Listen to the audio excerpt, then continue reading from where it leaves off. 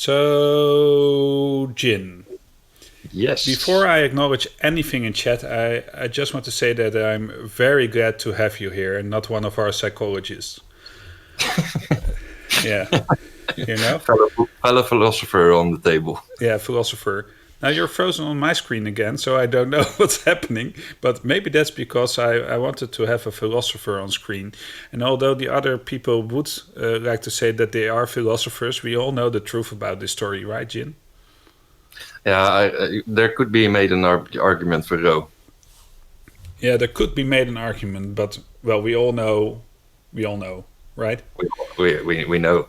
So the thing I'm thinking about is what comes first, a physical reaction to fear or the mental reaction to fear? Because I recently learned that it's the physical reaction, and that bothers me a bit. I can imagine, but I'm still going over what you just said, and my first response was depends on the situation. Yeah, is that true? Does it depend on the situation? I think so. Because I recently learned that's a psychologist's view of what's happening inside of you when you experience fear. That it's the body that reacts first, and then the mind follows. And this can be, it's not like a first reaction even, it's the long-term reaction where your body is just shouting at your brain and your brain is adding to that information. Yeah, to that information and making it bigger in your head and everything. And why that does that bother me? Chat is already asking. I didn't want to acknowledge chat just yet, but it's a good question from one of our psychologists. That's because, well, in recent years, I've learned that the physical take precedence over the mind a lot of times. But I thought this thing called fear is a thing that's more of the mind than of the body, and that's why you have to make a wisdom save most of the times. But if this is true, why not make a constitution save? Good question, actually. Is he frozen again? He's with me. I'm nodding my head, so I must be frozen. Yeah. I was completely agreeing with the constitution fact. If it's that way, but I still think that it depends on the situation. Yeah. Because you have so many different kinds of fear. Yeah. Is that true? Are there so many kinds of fear? I don't know. I think so. You have like the one where I could easily compare it to the physical reaction is if you meet a predator and the first thing that your body does is stop, and then you suddenly realize, oh, that's because there's a poisonous snake just in front of me. So will you be the one who does the fleeing, the fighting, or what's the other one? You mean versus poisonous snake? Yeah. In real life? Or freeze. Flee, freeze, or fight, right? Freeze is actually, if I'm freezing my image every time. Yeah, probably that one. Anyway, welcome to Talking Void, where we talk void. Well, it's a really funny thing. I have to explain this, of course, a bit, because I have been dealing with this issue where I'm getting to understand that physical fear is something real and everything, and that it might precede the mental thing. And at the same time, then I thought about Dungeons and Dragons, and I thought, this is strange, you always have to make a wisdom saving throw. But anyway. Yeah, but that depends on the situation again. But did you ever have to make a constitution saving throw or a strength saving throw just to see if you could move? No. Not that I remember. Maybe. No. Maybe it happened. Yeah. Could have happened. So chat says, at least Ashley says, a chicken and an egg are enjoying a post-coital cigarette. The egg turns to the chicken and says, well, that solves that argument. Indeed. Uncharted Creed says, and I say hello to you. Hello. And Misha says, let's assume the most forms of cognition are want more higher level brain functions. It's a reflex. Rogue Roller says, this tempts me to look at Call of Cthulhu, where understanding of what you're looking at prompts a more physical reaction, whereas not understanding triggers what we know as fear. And then Michelle, as our resident psychologist, or one of them, says, I examined brain's responses with spice with fever. And that's what I was talking about. I wanted to discuss it with a philosopher, after all. No, but that's because you have all the information, Michelle. Let's not make fun of this. Yeah, you know. Anyway, welcome to Talking Void. That's what I was saying, I think. Yeah, we're going to have... guys, I'm having some serious connectivity issues. Well, that's because your computer isn't connected to the internet. Or it might be something else entirely. It might be your brain disconnecting. You know, it's if this is a Parks and Recreation reference again, then I enjoyed it very much. Okay, so this is going to be a very long introduction, I already know. So let's do some socials and some shows. There will be shows, there will be socials. But the most important thing is that we are here live on Twitch. You can follow us. We have a YouTube channel. You can follow us there as well. That will help us greatly. If you have a Prime account, throw your free Prime towards us. If you want to do anything else, that's okay as well. If you don't like us, don't follow us. But you are here, so I hope you like us. And if not, we might try our best to improve on the show. And stuff. Make you like us. Yeah. Then we have an Insta, and then we have Twitter, which is becoming more active. And of course, we have our Discord, which I would like to promote this time because our Dungeon Master, Roger, did make a Dungeon Master corner, which gives some great insight into what's happening in some of our episodes of the Precipice of Dreams. And I really like that one. It gives you some cool behind the scenes information about what is happening. He did something about the last 2 episodes, snippets of information. You can discuss it with him if you want, or with the others as well. Now I'm going to look here. Yes, you're frozen again. I don't know why you keep freezing, but you are. Oh, there he goes, and there he is again. Or is it at least 2 dots? Ooh. No, he's back. The other thing is that we have shows. We have a couple of them. One is Talking Void, which will return to you in 2 weeks, but not right now because we just started, so we'll be doing the show right now. Then we have Parallel Projections, which aired yesterday, so it will air again in 2 weeks on the Monday at 8:30 Central European Time. PM, that is. Currently Michelle is playing an amazing game called Oxenfree. I love that game. I've played it already, so I'm not that jealous anymore, but I am jealous because it's his first experience and everything. And then we have the Precipice of Dreams, which will air on the next Monday, maybe. Possibly. We'll be doing at least something. We might do a recap, or we might do an episode, or we might do something entirely different. I don't know. But we will be on air, and we will be playing. We'll be playing. Yes, we will be playing. Yeah, we will be playing. Don't ruin that for me, please. We will be playing the Precipice of Dreams. Let Roger know. And then the day after, so that's next week, on the same time spot as I'm doing this right now, we'll be having Jasper's Laboratory, where I will try to do some foreshadowing this time. I foreshadowed the topic of last week's episode wrong, because there was no episode, because I was a bit under the weather, so to say. And that will hopefully not happen again, because now I'm cured and everything. And I want to spend some time with you. Man, I'm hyped. Yeah, you're going great. You're frozen again on my screen. I don't know what's happening. But I don't know what's happening either. Maybe we can animate a mouth in your head for the show. Okay, so chat's going wild. Wisdom save I always took to mean, do you know enough to not be afraid? But I also like the idea of people failing the save, and they are too stupid in that moment to be afraid. Makes it very interesting in certain encounters. Rogue says at Ashley, lovely approach. I think it depends on the situation. If I'd use int or wisp for, but both have their uses. So this goes on for a while. I can reply to everything, but I won't for now, because with this... Oh, wait. I should tell you something. After the introduction, we'll be having some exciting news. Yes. And most of you know what this will be. But I'm not going to say anything about that right now, because otherwise I don't have anything to talk to you about after the introduction to our show, which will be running now. See you soonish.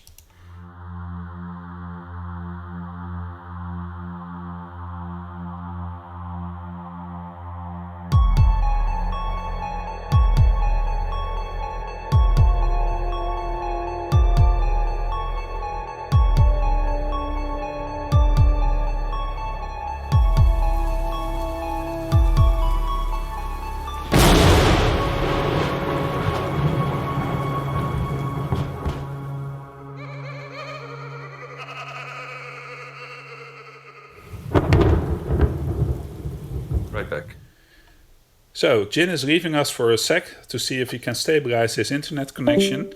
Boom, there he goes. Now we see this thing. Oh, I so hope that Michelle does something for our post edit for the show and place some funny picture into that screen, because I would love to see that. Man, I think I've got a... Well, there he is again. I've got a... how do you say? Am I moving? Yes, you're moving. I've got the... I wanted to say words diarrhea, but that suddenly sounds really strange. Anyway, Words diary. Yeah, diarrhea. Because it also keeps spilling out. But I don't know if that's a Dutch thing and it doesn't translate to English, or it is an English thing and I'm saying it wrong. Could be both. Anyway, welcome, Jill. Yay! I feel good to be back finally. You're frozen. Okay, well then this is just part of the show gimmick, probably. Yeah, it's part of the show by now. Yeah, I think that a bit of rest. I like that comment. Thank you, Esther. This probably is a sign that I should be using my new computer as soon as possible. Wait, Djinn, do you have a new computer? Yeah, everybody's talking about it. Oh, it's the thing, right? Keep it from people, but now it's online. So there's that. Yeah, cool. So I just had this part in Harry Potter, the Prisoner of Azkaban, which I'm reading to my son in Dutch, by the way, where he got his new broomstick. It's like that, I think, right? Yeah. Maybe better. Yeah, I'm pretty jealous of your computer. I said so before, and I will say so again. Anyway, let's continue with the show again, because we did announcements, so let's get into the announcements. But before we go into the announcements, I think we have to go to the big screen, because things won't fit in the small screen with these announcements, of course. So let's go to this screen. And there we have it again. Ethereal GaryCon 13 will be live on Sunday, the 28th of March. 7 p.m. Central European Time, and that translates roughly to 12 p.m. Central S time. I suddenly don't know what the S is for. Oh, so short time? I don't know. Anyway, hey, you're still laughing. This means that you're not frozen. GaryCon, yeah. And that will be so much fun. Although, lately, we will be there, so don't worry about that part. But be sure to check the time zones, people, because with daylight savings and stuff, it could be different for you. I don't know for sure, but it could be different for you, and I don't want you to miss out. The other thing is that at first we thought that you had to have a ticket to watch us on GaryCon, but this isn't true. You can watch us without a ticket, but if you have a ticket, you get access to all the rest of GaryCon, and that's pretty cool as well. And we're going to give away 2 tickets this episode, because 2 weeks ago we announced a competition, and there have been some contestants who filled in stuff, who did what we asked them to do, namely like us and like a video episode 19 of the Precipice of Dreams, and react to that as well, or leave a chat, and follow us on Twitch and follow us on YouTube. So a couple of people did that, and I will be doing this in a kind of a Dungeons and Dragons kind of way when it comes to seeing if you're in. So all make a wisdom saving throw. No, that's not true. Are you still here, Djinn? I'm still here. I'm enjoying the flow of words. Yeah, there's a lot of words, right? Yeah, and it's it's going very well. I'm sort of in chat, enjoying the show.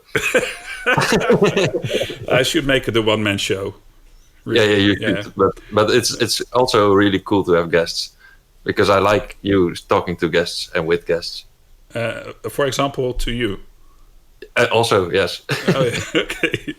So I have been talking about the competition. This is what you had to do for the competition. You can win GaryCon 13 tickets. So by now you know that you can watch us on the stream. We'll of course post this information on our socials and try to get you involved in where we will be streaming, because they have got 3 channels and we'll be streaming on one of them. So we'll link that and everything. But these are the people.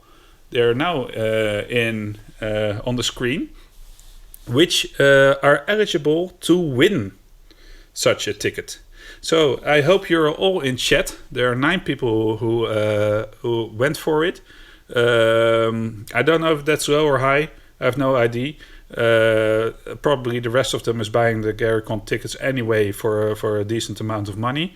But these are the 9 people who can win a ticket. And so, in truly great Dungeons and Dragons... holy shit, Berend is me, says Berend. The crispy bish. Now, it sounded really strange when I said that, right? Yeah, but I'm I'm happy. Yeah, that's cool. Yeah, so there are 9 people who have a chance to win this. So now I'm going to take my camera, and I've practiced this. Now, there's a really strange thing that will be happening now. You see it going down, right? And then you see this mouse mat, and it says the Precipice of Dreams. But I think, does it say it in... oh, it's mirroring it, right? No, it's good. It's good? It's good. Truly? Yeah, I can see I see it in reverse. Yeah, so it's good. It's good for me, and it's good in chat. Okay. So... Anyway. You practiced it well. You did it the right way. Yeah. Okay. So, but then my hand comes in through this way. That's what I think is really funny. So we see this D10 here. So there are 9 people, and we'll be rolling to see reverse for me. Yeah. See, as it says, it's reverse for me. But you're seeing me on the Discord, I think, which is in reverse. This is getting really complicated. I don't know anymore. Anyway, this is the die. And we'll be doing... Yes, I got a Precipice of Dreams mouse mat. How cool is that? Sorry, I got distracted again. Oh, yeah, I'll be rolling the die. And a number from 1 to 9 will count on this first die. Then afterwards, I will roll the die again. But of course, negate the result that has already been rolled. Never roll 0. I will re-roll anyway. So I thought this would be the most honest way to do it live on stream to see who is going to win. And when you win, I will send you a link through YouTube or an email address which you can mail, and then you will be in contact with Mike, who was on our show, and he will give you the digital ticket. Here we go. Are you all excited? You first have to say you're excited, or I also won't roll. I am excited. Okay, then that's enough for me. 6. Who's 6? It is Eli. Well, there you go. Are you in chat, Eli? This is so exciting, very excited. Where's Eli? I saw her name. Come on. I before cocked roll. No. Congratulations, Eli. You won. So that's the first one. Then the second one. Oh, it's 2. Which means that Vechel won the other one. Well, Vechel, congratulations.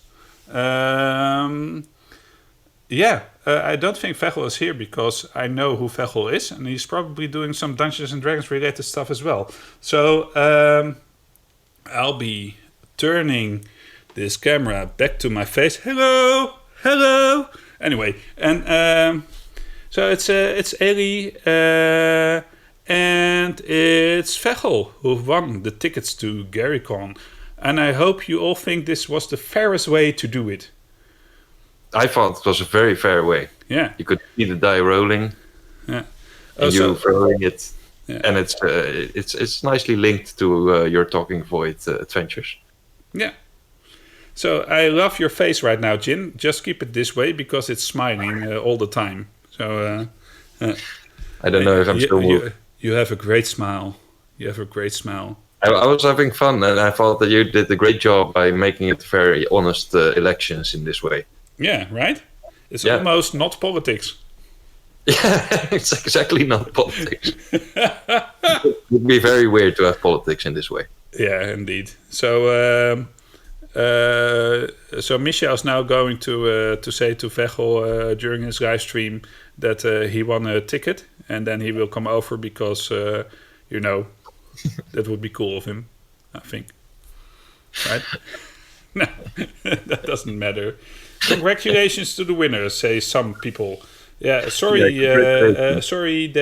you didn't win, Berend, and sorry for the others who are here in chat and didn't win either.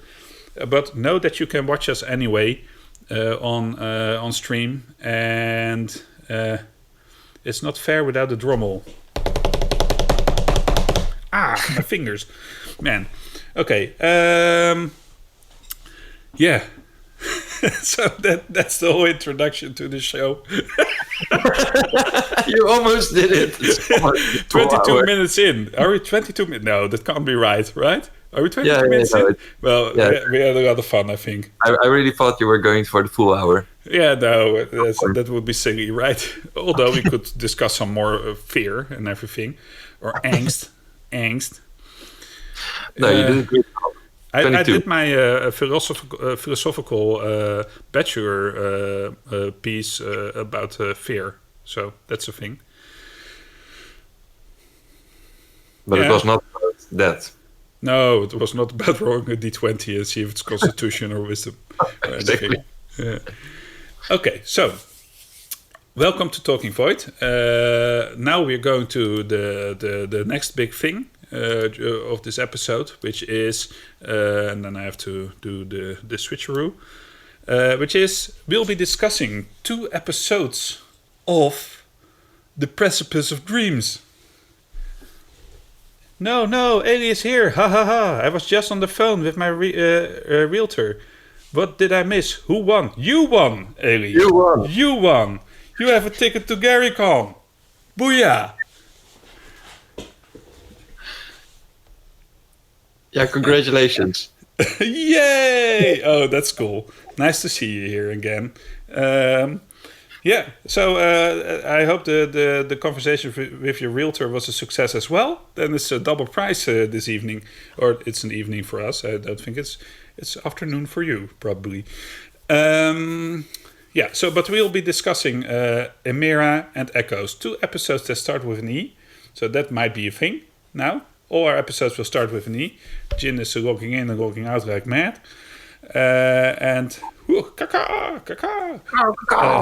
Our pleasure, Ailey. Enjoy GaryCon.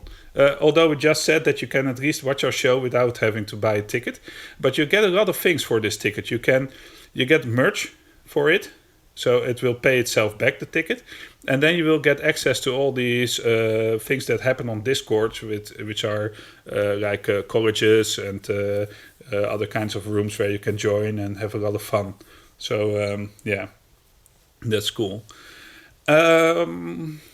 But let's go back to the Precipice of Dreams, because I really want to talk to you about this, Djinn. And I want to know if... Chat, please ask your questions about the Precipice of Dreams, and especially these 2 episodes.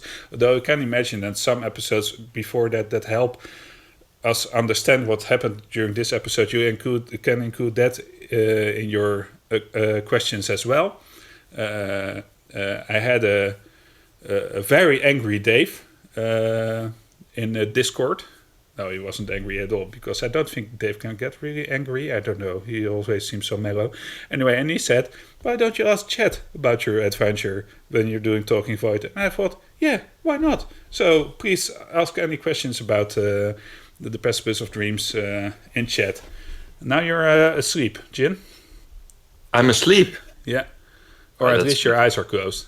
That's a bad pose. I'll wing back in here. Yeah, so keep smiling. With a smile Oh. Yeah. Don't close your eyes. Keep smiling, and when you freeze, you're good. Are there any benefits to Voidcast if we buy tickets, or would it just be a selfish act? Well, that's an interesting question. It will not benefit us. It will benefit GaryCon, which is a good thing as well, because I think they are an amazing thing that's happening in the world. So just see what you will be on that. Djinn, been meaning to ask you, how is it playing the only openly good character? Well, let's start off with that one then, Djinn. That's that's a good question, actually. It's fine so far. I'm actually having a lot of fun seeing these humans and their struggles, and I don't know if I'm that good of a character, but Oh, you almost fell into the Santa Claus's white beard trap there. this You must know this one from logic and philosophy. yeah. So do you know it, Ashley? Because he accidentally almost. If you say Santa Claus's beard is white and you say no, it's gray, then you at least acknowledge the existence of Santa Claus, so to say. You know. Anyway, but then you said I don't know if it's necessarily good that I'm playing. Will you elaborate on that? Yeah, that really depends on what definition you put to good, because it's we have killed people. Maybe not always necessary. No, I would say that certainly makes Altereve and Thomas evil, if we look at it that way, right? I don't know, and that's the definition of evil. Like, it's difficult. I always think that's difficult. Yeah. So are we a party of bastards, or are we a party of people who try to do the right thing, do you think? I think that we're a party of bastards who try to do the right thing. Well, that's a good combination of words coming out of your mouth there. Yeah. I really enjoyed that. I didn't know at all what your characters were going to be like, and I just focused on what kind of character I would like to play for this campaign, and this is what came out of it, and I was completely surprised by all the other characters, so I'm having a lot of fun with that. Yeah, me as well. It's why I think both Bowens love Solwing, by the way.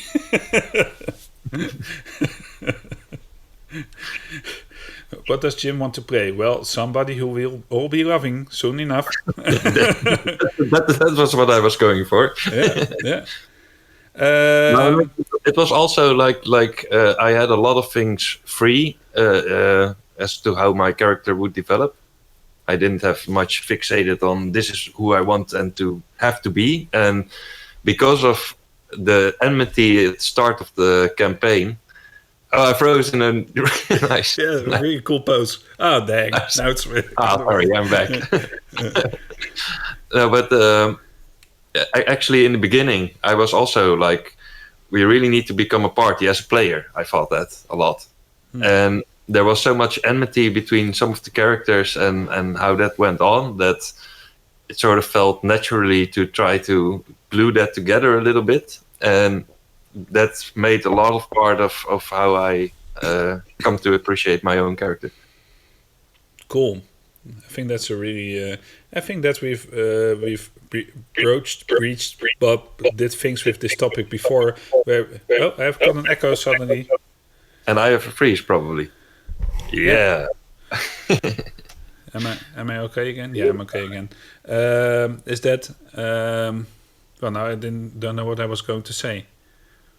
Oh yeah, that we kind of discovered a lot of things about our characters, which I think is pretty normal in a way. When we started playing, when our first sentences came out, and we started to journey, make the journey together, and discovered that we were either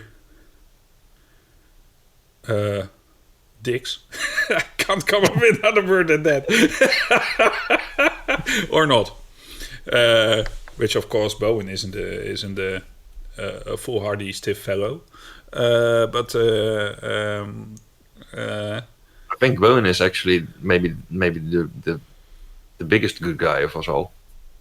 And which Bowen do you mean then? The other Bowen, not the one that we're traveling with right now. Good heart. Interesting. Could be. Yeah. I don't know. You are generally good, I think, though. I think Bowen is complicated good if he's good, even good. Yeah. Complicated good is a good way to describe yourself. Bowen is rather flexible last time we saw him. And Ashley says to Michelle, "You're a closet good, and you know it, Michelle." Ha ha ha, says Michelle, closet good. And then Ashley says, "I think the others are more unintentionally bad. Solwing seems like the only intentionally good character, but that's from a third-person perspective." Okay, and Bowen is rather flexible, and then Ashley says, "I suppose that depends on whether you are a caterpillar or not." True. Oddleaf, says Splinter. Why is Oddleaf not good? Man, okay, chat is going on about the thing if Oddleaf is good or not. But that's a good question, because that I agree that Oddleaf, in my perspective, is also a good character. Yeah, well, I think to put it, yeah, I think so too in a way. Although I think that she might not consider herself to be that good. I don't know. I think she has the label "It's complicated" as well, which should be her Facebook status, I think. But I remember the conversation that I had with Oddleaf as the other Bowen, where I said it's not if you're good right now, but it's the road you travel on and the things you do along the line. You can't all do good things all the time. I'm paraphrasing. Yep. I think that's a thing as well, right? Definitely. Definitely. Depends on the situation. So I think the road to heaven is paved with bad intentions. I don't know if I agree with you on that, but if you think that, that's fine. Yeah. So I reversed the original one, of course, but yeah. That was a question from chat. Emira, what did you think of the episode? Emira. So that's the 3-hour combat with all kinds of exciting stuff happening. It was super amazing. It was very big, especially looking in hindsight. But because if you're going through those dungeons, then you meet your adversaries one by one. But in the end, it were a lot, and a very, very good and frightening boss battle. And I totally enjoyed it. I was fearing for our lives a couple of times, and it was well balanced. It really felt like it could be tipping either way at all times. I think it started tipping the moment we came into that chamber where Thomas ran forward and immediately got attacked by like 3 attacks, and he said, okay, I can handle this. And I thought, uh-oh, we haven't seen the heck yet. What's going to happen now? And then it was the tentacles and the tentacles and the tentacles and the Emera, and oh man, so scary. Yeah, and especially since you're outclassed in a way. Yeah. Because as soon as she started pulling her moves from the first time, we knew it was going to be a very, very hard fight. Yeah. And what really scared me is when you got that 15 damage from that tentacle that grabbed you. Because up till then I thought, well, maybe... okay, he's grappled now, but let's see how we can control the situation. Let's just concentrate on this one thing. But then you got 15 damage in one go. Thought, okay. Yeah. No, it was really heavy, but it was also a nice battle in dice roll, because I think we started off really, really well with a couple of criticals, and then it felt like we were going through grass in a way, and that. After the rolls turned a little bit and we weren't throwing that well anymore, immediately everything became harder, and it's always nice to see how the dice roll in fact affect the game. Yeah, I think so too. Because at the end, at the mirror, it was the other way around. For me personally, I started off with some bad rolls, as I can remember, and then It's a turned around. pity that we don't have people in chat who think us so cool that they keep track of every statistic. You know? You'll immediately say, "No, your first rolls were fine, Jin. They were fine." No, but I really start to wonder what our averages are, because my feeling is that you roll on average pretty low as Solwing. Me? Yeah. Yeah, you said that before, but I don't have that feeling. I have the feeling that I either throw very good or very bad. Well, that's interesting. You know, when I played Amfortas, who had 10 attacks in every second round, and then 6 in the other, I think, something like that. Yeah. Or was it 4 and 6? 10 attacks in 2 rounds? I don't remember. No, 10 attacks when he was hasted as well, I think.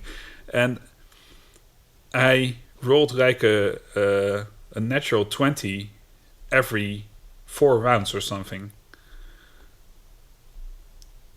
So the I was math very low on the crits. Yeah. Yeah. Yeah, but it's just the roll of the dice. Maybe you get a counter at the end, like just before you go. You suddenly realized I have thrown 20,970,000 dice in my life, and the end result was 10 or 11. Yeah. But I just Or hope 20 that in some cases, because I know persons, one including in our Precipice game, who have had these insane amounts of criticals. Yeah. On a much lower roll average. Yeah. So I always hope that when you would be doing such a thing and you have rolled that million rolls, that your average would be 12 or something. You know, that would be cool. It would be super cool. Yeah. But you're saying that I'm going to have an average of 6. That's what you Well, I hope not. I just hope that the big higher rolls are always at the critical moment. You know. yeah. I think that's the best kind of rolls. Yeah, but that's just how the die roll. Sometimes I actually have days that I feel like today I'm having a fine day, and then they keep on coming, and these days where I throw 2 bad rolls and I say, oh, this is going to be such a day again, and it happens. Yeah. So Ashley says that there is a special place in everybody's heart for Alt-Reef. Oh, no, it's the last cell on the right, just past the other convicts. Okay. I had that all wrong. Anyway, circling back to fear. We'll do that one afterwards. Ashley says, is that a call for someone to keep score? I could do that. Well, Ashley, I was kind of joking, and I think you're doing such a lot for us already. So please don't see this as as a command to keep track of all our scores. That would be quite silly, I think. But yeah, make of that what you want, because I could never ask such a thing of you. Yeah. And then Eli says, I wonder if players are more likely to remember the bad rolls as opposed to the good ones. That could be. Yeah. Because those moments when you roll low are so traumatizing. Yeah, but then on the other hand, why would I remember those players who throw so good? Yeah. Because it's not you. Yeah, maybe. Maybe. It continues, oh man, I might have to learn that lesson the hard way. Haha. I prefer the moments when the good rolls come in just in the nick of time. Yeah. Those are all. Yeah. I just saw you rolling on a Careful Cantrip when escaping the carriage where you were imprisoned in. I thought that didn't go as well for you on a very specific and a scary time. But that's fun also, you know, and I think the party that's true. Gave you a great backup in that one. My rolls suck. Well, I think in the first few sessions your rolls didn't suck, Ailey. By the way, this is from Careful Cantrip. So, Ashley says, odd, I don't really get to play much, but from DMing, I guess the roles aren't that critical because it isn't my story. It is the player, so it is them that remember them. Yeah. And Michelle's reacting, man, there's such a lot of things happening in chat. Are we ever getting to the questions again? I don't know. Michelle says, haha, indeed. But I do have to learn that low rolls in a critical moment can be cool story-wise. Yeah, they can. So let's go back to Asner's question, right? Circling back to fear. How in the world are you not fully traumatized already? And this could be player-related or character-related, as I make up out of chat. So, are you traumatized yet, Solwing? From this show so far? Yeah. Definitely. I said Solwing, which is pretty funny, I think. Yeah. my brain received that a little bit later than my answer. But I think that definitely. With things that we encountered so far, my world has been set pretty much upside down, and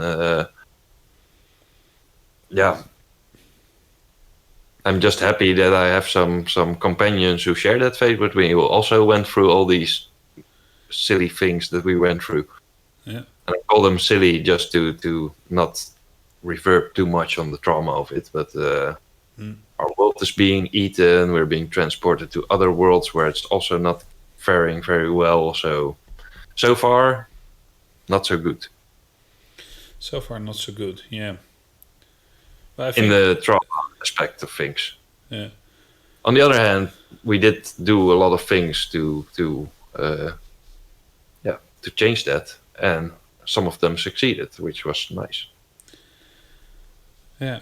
So I think this Bowen, the so-called Dark Heart version, I'm starting to kind of, well, not dislike the Dark Heart part because I came up with it myself, but it's starting to sound strange in my ears because I'm getting to know him as well right now, and I think he's not that traumatized from what he's experiencing right now, but he has traumas, that's for sure. I think, yeah. And other Bowen should have had a lot of traumas, but I think he is not that traumatized either. He is not that traumatized. He takes in the world through kind of a different set of glasses. Yeah. That's why I said that you're a good guy as well, because I think that a lot of things other Bowen does just not know. And with current Bowen, I think that's maybe the best character we have, but he just doesn't know any better because we found him all traumatized, and maybe he does things that seem traumatizing to other people, but he just doesn't know any better, in my opinion. Yeah, he's certainly a damaged individual. Yeah, but he's had our backs from moment one. Yeah. In a way. Maybe not everybody's back as much as other people's backs. Yeah. I think that's a pretty complicated thing as well. Because you have to consider his motivation to do that, of course. Which I will not go into too deeply. But No. Yeah. I want to see that on the Precipice of Dreams next Monday. Next Monday on the Precipice of Dreams. Exactly. Big reveal. What motivates Bowen Darkheart? I don't need to know everything, but it's that will be a journey, a nice journey. It will certainly be a journey. Yeah, I love the journey we're having. So, what did you think of Mira herself, and maybe combine that with the thing she did to Thomas? Oh yeah, by the way, I've decided that we can go a bit more into depth about these episodes, not spin around the thing a lot because people might be watching it soonish. Some people might get some spoilers, but on the other hand, we can go a bit more in depth about what we experienced because otherwise it's getting shallow because we can't refer to any stuff anymore if we keep on doing the oh, maybe they have not watched this, maybe we should not spoil things and all that stuff. So you can go a bit more in depth about what happened on the show. Well, did you even do that, Jasper? Jasper, now I'm saying Jasper. I'm called Jasper. To myself. Jasper. Like a normal Dutch name, Jasper. I have once by a Canadian been called Jasper, which I thought was pretty funny as well. Yeah. But it was a long time ago. And it was spelled Y-E-L-S-P-E-R.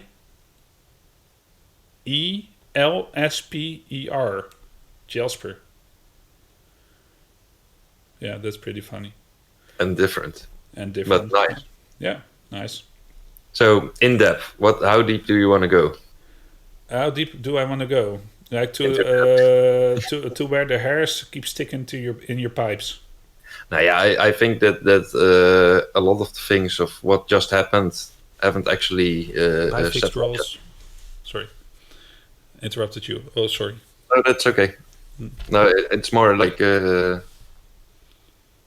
I really think that the impact of what we just did hasn't landed yet, in a way, because that whole other world mind psych moment was really was really harsh. But there's so much that happened afterwards that if you're referring to trauma as earlier, then we still have a lot to deal with, because Amira was in a way super powerful, and in a way Oddleaf had the handle on her, which is weird. So it also raises up questions about Oddleaf. And what you said, Thomas was controlled by someone else and faced with his own inner demons and traumas, and that might wake up another part of him which we haven't seen a lot of yet. So I think a lot of things can come from that confrontation, and the witch was actually the hag was very scary. Yeah, I thought so too, and I I don't know how this works, but after such an episode, I have such an adrenaline rush that it lasts for a couple of days, and I was watching our own show.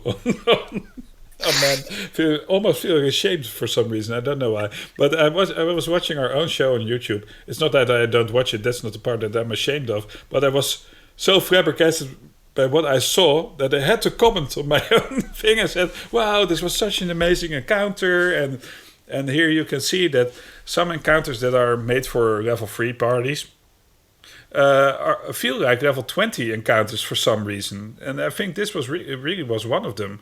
You know, it started with the whole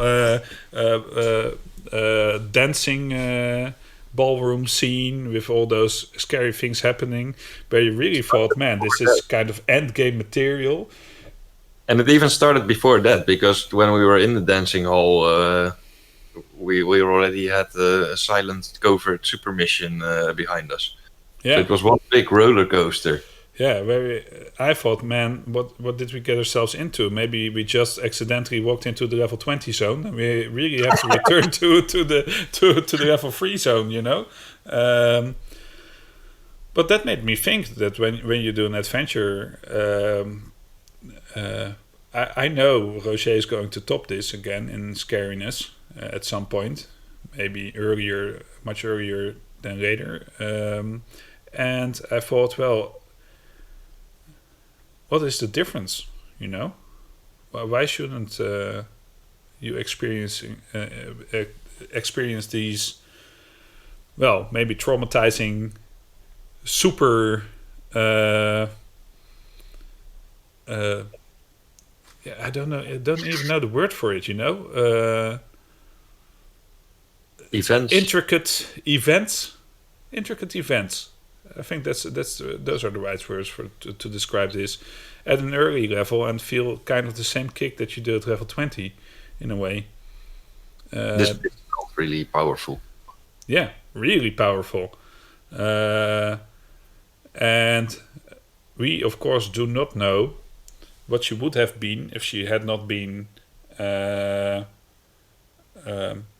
resonant in her power through the things that Aldrief did during the ballroom scene, and the power Aldrief gave us during the fight, like for example 60 hit points in total for the party, and casting 2 Eldritch Blasts instead of 1, and inspiring us all with a single inspire. So, and the funny thing is that there has been times when I would have felt that such things do not belong in a third level party, that you're giving a party means beyond their ability, so to say, but it didn't feel that way at all. It was just appropriate for that time to me, that all these things happened. And you know what the funny thing is, Jasper? That you would have had a very different story if we would have all died, and it could have easily happened as well. I think I would have been I would have been okay from it from a game perspective, but I wouldn't have been okay with it for losing Bowen. Yeah, and I don't know, like if we would have died even before we met the hag, because that was also a possibility. Yeah. Okay, that would have been really sad. Yeah. Exactly. But then probably you would have said, this was in no way an encounter for a level, even if Aldrief had some extra special powers. How could we have... Yeah, what's happening? Come on. Eldritch Blast on the whole party. Come on. But it was brilliant how it went. And exactly, you described it very well. I had the same feeling that at multiple points I thought, what are we doing here? This is not up to us. This is beyond us. And at the end, it did feel like we did it with a bit of help. But that's nice. That was our fight. Yeah. Esna says, seems to be about the right balance between choices have implications, sense control, and being overwhelmed. And 1 hit point left. Yeah. It was. So we defeated the hag. We ended the episode by going a level up, and then we went into our next episode called Echoes, episode 20, a milestone, so to say, which was kind of a different episode. I already saw Ashley and the revelation of Thomas's new powers. We have to discuss that as well, I think. But let's start with the beginning, and this is. Well, I've said it before, and I'm not going to spoil this part because oh man, am I really trying to get people to our Discord in this way? Well, I guess I do. Anyway, you should go to Discord, go to the Dungeon Master Corner and see what Roger wrote about this part of the adventure, the first part, where we were left with the what remained of the hag and her belongings, so to say. Yeah, and then we almost got into the whole players go too far with some stuff thing with the staff, because we wanted to how do you say that? To destroy it in a way, and we put some brain power into that, but in the end it actually worked out. I don't know how I'm going to go through this episode because it's like from left to the right. I really liked our encounter with the forest cleaner. That's not his name, the warden. But the warden. Yes, I really love that because it's immediately gave me an awesome feel of power as well, especially when he destroyed the staff. Staff. Yeah. Yeah. Yeah, so I thought that was a pretty cool thing, and I was thinking the whole time from how are we going to do this, and then I mentioned the warden, and the battle, the war that was fought in front of the cave was also impressive, because I really thought like we cannot get out of here right now. No, it's impossible for us to leave. Yeah. So there's that, and we have this evil staff, and then the warden. So it was like, again, it was a roller coaster, which started maybe a little bit slow with our debating what are we going to do with this staff and everything like that, but from then on it became so now now I'm going to whine like a little child for a bit, because I cast Pass Without a Trace, And I kept on mentioning that I had cast it and we should be sneaky and everything. But either my microphone was mute or you didn't care at all. And even after I've said it a couple of times, Thomas rolls a stealth check and says, D20, 20 plus 7, 27. And I thought, no man, plus 10. Yeah, but that's just because you're Bowen and you can do everything. If you say pass without trace, we always be like, is this serious again? No. It's just a second level spell, people. Yeah, it was awesome. Yeah, but it was just more that I think we did discuss how to get past the creature, including your pass without trace, but even that was impossible because of the skill. Yeah, it was impossible. Yeah. So then we needed to hide in the cave anyway. Yeah. Okay. No, sorry, go on. Yeah. No, I think it like if you would have used that on our stealth approach. Which we didn't think of at that moment. Yeah, but we wouldn't have needed Petal for it. So it was good that you actually didn't, because then afterwards, when Petal was out, we could still use that means. Yeah.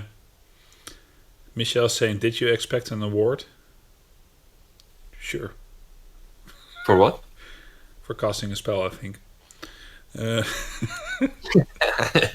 would have been nice. No, but I love the scene about with Thomas lying in the cavern entrance and looking out and yeah. And I think that to be honest about it, I think that he was really into that, and it doesn't bother me, Michelle. It didn't bother me. I thought it was funny for myself. And that he kept this lookout. I think he was Eric was really immersed in that moment when that happened. Yeah, but that is kind of what Thomas is for me, at least. Like Thomas is our guard, our hero, our knight, our savior. You know, like he completely tries to avoid any harm done to us. Always throwing himself into the fray. What did we ever do for him? We made him fly. Okay, there's that. Yeah. But he wasn't too happy. But it was a new experience, though. Yeah. Yeah. Can't take that away from him. So I have to get this on camera because otherwise I think it won't do this common justice. Ashley says, Roger once again proved his mastery of the game, balanced it perfectly with the parallel feeling like there were actual stakes. So I can use Ashley for this. He said it now so that it doesn't sound egoistic when we are saying it, you know. And but it's true. It's true. It's true. Yeah. I loved it. I was personally really excited about the pass without trace. Also, Old prepped this stage for you. Yeah, true. Yeah. And I love not being in control of the strategic choices in this party. Not that I want to be in control, but just that Bowen is so not a strategic person and just does stuff. I love that. Let's get to the good part, because I was stretching it a bit because I did feel like the beginning of the session there was a lot going on and it was really cool, amazing, and awesome, but. Like, then I thought we would calm down a little bit and nothing really exciting was going to happen. We were going to prepare for the next things we were going to do, but that did not happen because we went to the Spriggans again. So there was a good part to that? Please tell me, Djinn. Yeah, the good part, or like the amazing part, was what happened when we tried to find a way to get Oddleaf's magic out of Thomas. Because first he started to act even stranger, like... yeah, what was that about?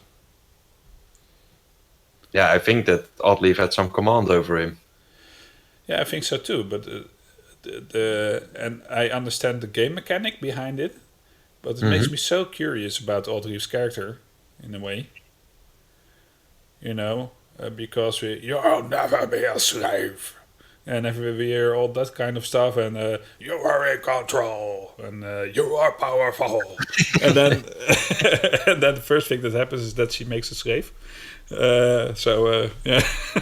Yeah, but I think that she didn't even know that she could do that, because that turned out to be what happened, right? When we tried to find out the answers. I can't remember the name of the lady anymore, but the Spriggan Queen, let's call her that. Yeah. Umbra? No. Umbra. Is it Umbra? I'm going to watch in chat because it's going to be there in a couple of seconds. Yeah. Ashley says, we reached the understatement of the show. Bowen isn't tactical. Oh, okay.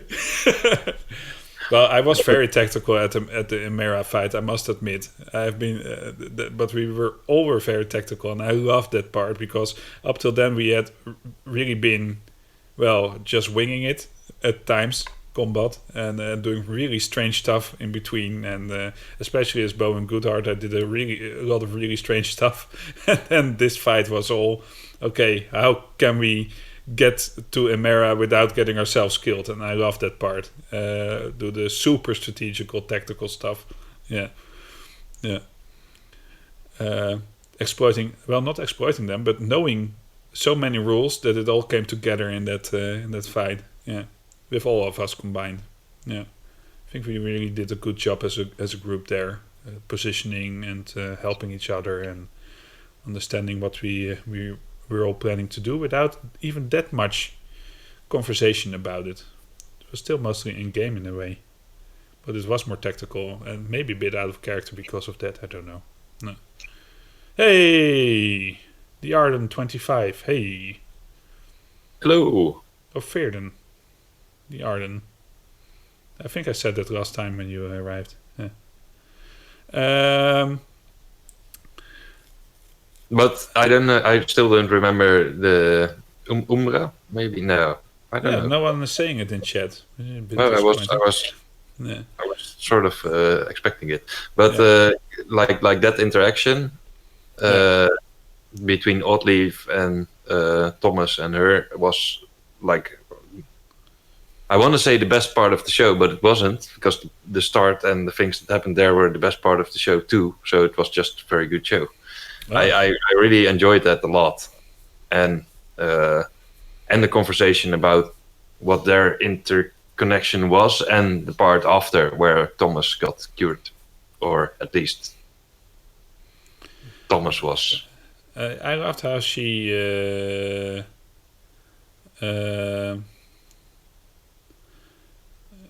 put Aldrich in her place, and not because it was putting Aldrich in her place, but just how she did it, like this commanding. She did the same thing to Solwing. Go get me some drinks, and away I was. Yeah. No questions asked. No questions asked. Go. Yeah. You're going to run for her. Yeah, I love it. Yeah, she's the queen. Yeah. You just listen to what she has authority. Yeah. An aura of authority. And also with Thomas when she said, what was it again? The consequences. Something about the consequences. You should ask about the consequences, otherwise you're stupid. That's amazing.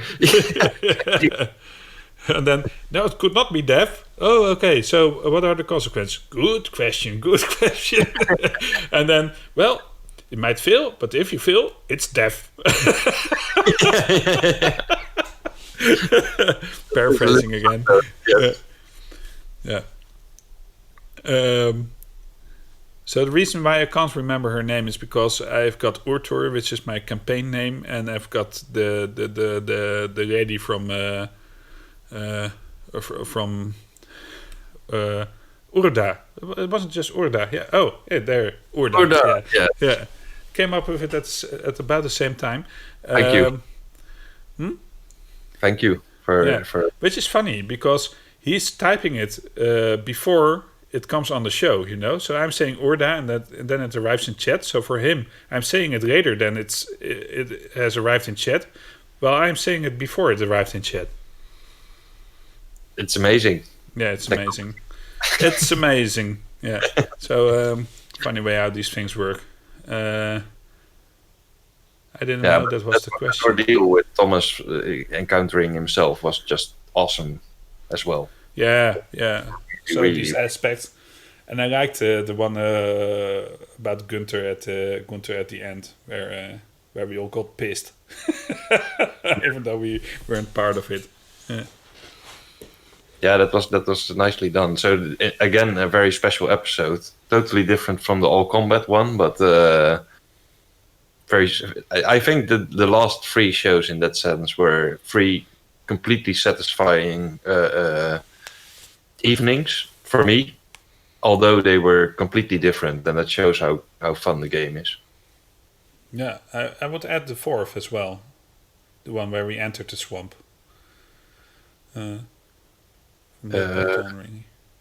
Yeah, the way too. Yeah, so when we entered the swamp and did that first encounter in the swamp and met the dying that was the first one. Then the second one was finishing that fight and going towards the cavern and having the whole experience. And then it's the Mera fight, and then it's Echoes. So it's 4 sessions, 4 swamp sessions in a way. Yeah. Yeah, I enjoyed the last session more than I was expecting, which is always nice, because I'm expecting a lot, and if you then get more satisfied, it's nice. Yeah. So is that enough on this topic? I think so. Yeah. Yes. I don't see any more questions. I'm swallowing the last letters of some of my words. So sorry for that. Don't know if that's a thing for this evening, or I always do that. So let's go to the main topic then. Whew. Man. Whew. Well, I love discussing it with you, Djinn, and thanks for all the cool things being said in chat. Really cool.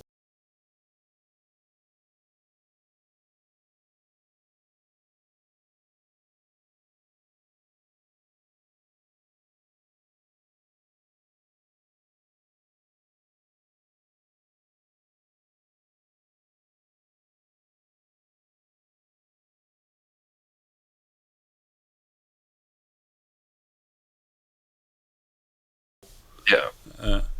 Let's go to the main topic. And the main topic is the coolest faction cult that you have ever encountered in an adventure?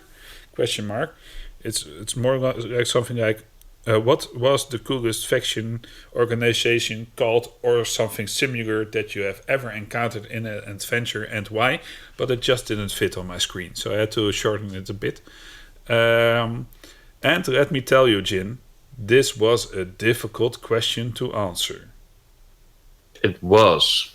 Yeah. It is still, because I haven't answered it to you yet. No.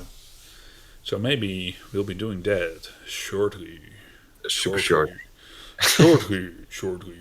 You know, if I listen to my own voice in my head, I really sound like this very cool trailer guy who does the really cool voices. But then when I watch myself back on stream and I say, man, Jasper, it's nearing it, but you know, you're not there. It's 4 out of 7, I think. Yeah. Don't worry about that. Shortly. But I like my Thomas impressions, though. Random. Anyway. just to swerve it in. Yeah. Okay, let's go to the first answer to this question then. Just to kick it off, there weren't any funny answers, people. There weren't any funny answers. Let's just say there were very few answers, and I don't mind because it's great. It's something different. We can go into the topic, and maybe we finish a bit shorter, although we are 20 minutes later about discussing the precipice and everything that came before than we normally are. This would probably be up till 11 anyway, or maybe not. Who knows? Who cares? Right? You do. I care. I do. Oh, you know. Oh, because I don't know. When you're done, you're just going to push the button and say, "Okay, this is the end of the show. Bye." Yeah, okay, and that way I could do make the end, make it end whenever I want. Although, well, no, let's not go into that one. Let's go to the first answer. And Michelle says, the review on my phone is crapping out for some reason. Also, I'm needed elsewhere, so have a great day, y'all. And then he restores the needed part of his sentence. And then I say, Michelle, it was very fun to have you here, as always. And see you soon. Have a good night rest and everything. Yeah, catch you on the flippy floppies. Okay. Which is, well, I'm a Waldorf schooled person, so I could be on the flippy floppies. Catch you on the flippy floppies, cacao. Cacao. Yeah. Okay, so the first one, Charles says, and they are longer answers, so here we go. We just finished at about level 13 dealing with the snake cult of the serpent god Sukotha.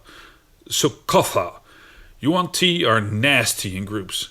Their poisoned weapons were doing serious damage to us all until our rogue assassin used some of their venom and some plants to mix up some anti-venom.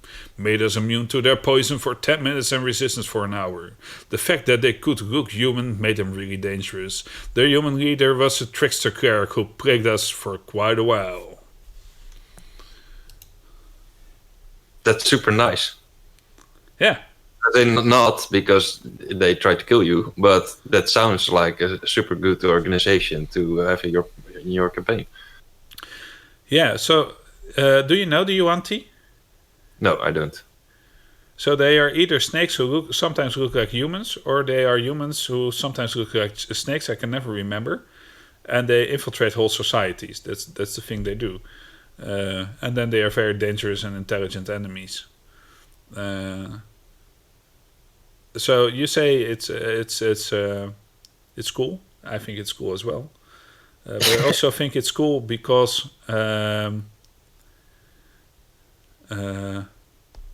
I know these creatures. But what exactly do you think is cool about this? Well, what I think is cool is that it's like shapeshifters in a way, or people that you cannot identify, but they are your enemies, and that makes players paranoia, and that is always cool to have in a campaign, that at some point you might even not trust your party members at some point, or just Isn't still the rule of thumb though, not trusting your party members? Depends on the character you play, probably. I would like to have that experience, that we discovered that one of us has always been an infiltrator or something. That would be so cool.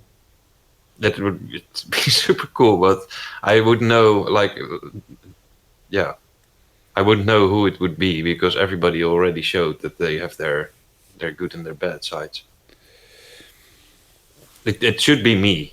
Yeah, I was just going to say. It should be you. That would be perfect. Yeah, that would be very perfect. Yeah.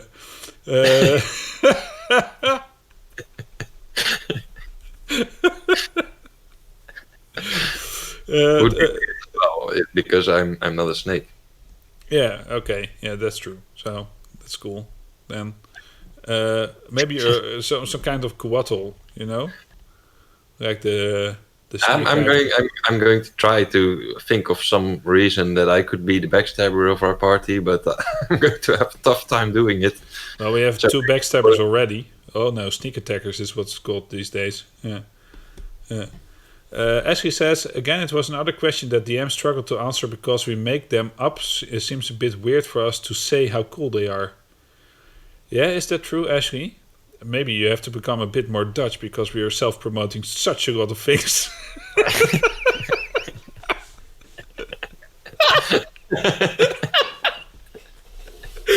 Sorry. Oh, no, I'm a humble man.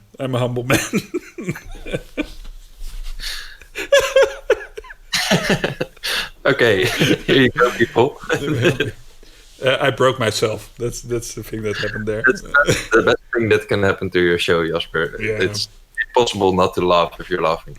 Yeah, okay, that's cool. I hope a lot of people at home are laughing then. That would be cool. So Nagini from the new Harry Potter is a Yuan-Ti approximate. Have you seen the new Harry Potter movies? Like the Fantastic Beasts movies? Oh. Yeah. I apparently I avoid snakes, and I do have a fear of snakes, so that makes sense maybe. Yeah. Well, it's more logical than my fear, which starts with the first three letters the same. Okay, we are going to move past that one. Esna says, particularly after your nightly meeting with another Averin. Yeah, that's true. Yeah, you totally don't know what happened at that moment. We had a nice chat to how to assassinate all the humans, of course. All the humans. Oh well. Yeah, of course. We don't deal with just the three of you. Ashley says, "Hey, I am the most humble. No one is as humble as me." Such an ego, that man. No, but I like it as well, and I think that infiltrators in the party are a good example of a kind of cult that you would like to see as a dungeon master. Yeah, and there's always that chance that you accuse someone of being one that isn't one, but you're super convinced that he is one, and then you kill him, and then you get into that kind of trouble. Yeah, like there's all cool mechanisms around that. Yeah, I think so too.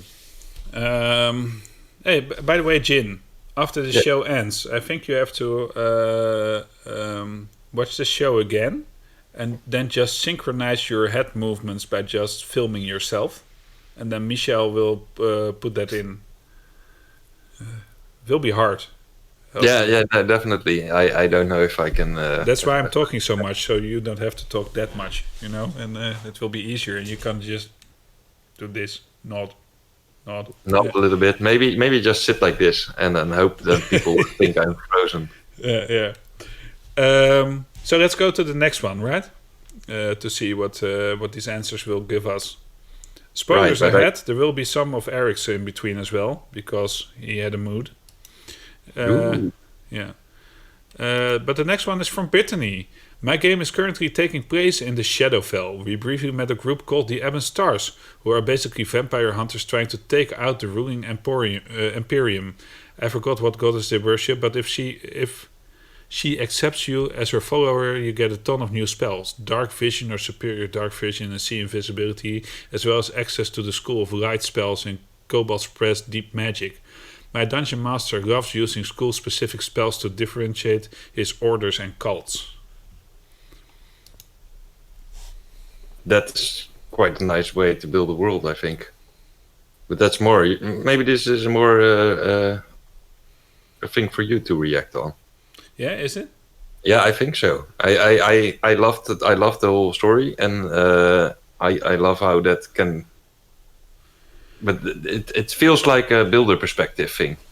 Yeah, well, okay, that's interesting that you're saying that.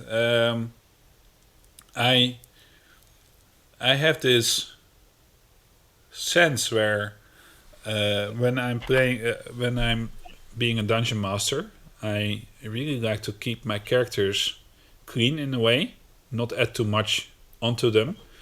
At least that's where I start off with. And then during the progression of my campaigns, people get abilities from other classes, get abilities that are really strange, or very powerful abilities that they cannot use, or they can use, but then they are certainly evil, and all these kinds of things start happening to my characters. So I say to myself, I'm this dungeon master who keeps it clean, who keeps the rules as they are, and then I don't, which is pretty strange. I think that might be a thing left over from 3.5 edition or so, stacking stuff on top of each other. But when it comes to flavoring enemies, for me the flavor far more often is in the and what they represent than it is in their features.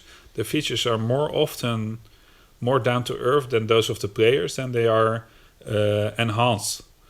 But that's what I can't really get from this message, because it could be that that they might join this cult and they would gain those features as well. That could be, but at least the cultists have them. Because she says, I forgot what goddess they worship, but if she accepts you as her follower, you get a ton of new spells. So were they accepted? Or were they just so different and they noticed this, that they understood what kind of features were added to these creatures? I don't know. No, but it sounds like from D&D perspective, it sounds like a big choice, because you get a lot of power and a lot of abilities. But what price do you pay? Yeah. Could be nothing. It could be like, we're just giving everybody these powers to keep the balance and the nastiness out of the world. So there you go. Be our champions of our planet. But it could also be something entirely different. So, yeah. I'm going to ask chat if they have a little time for me to listen to a story that I have to tell of how I add features to characters and then immediately make them regret it. Would you like to hear such a story, chat? Or do you think of it like, well, no, that's not for me? I will leave that up to chat, because I think I know some examples and I would love to rehear them. But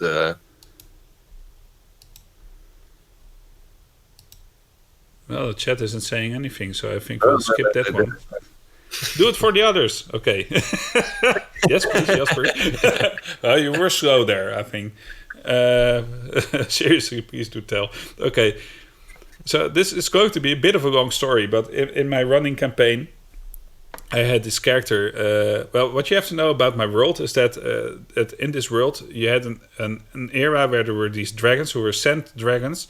And when they blew scent over you, that was their breath weapon, well, it could kill you because of the sheer damage. But if it didn't kill you, you were cursed with the hate fever, so to say. And this scent that these dragons blew across the world, or what their corpses turned into when they died, there are still pockets to this day in my campaign that carry this hate fever. Now, this hate fever is a thing that if you inhale this scent, you have the hate fever, but it doesn't affect you that much. You don't get a real fever or anything. But if somebody else sees you, that person goes into a frenzy and tries to kill you. That's what the hate fever does. There are all kinds of reasons why it does this. I won't go into that part of it.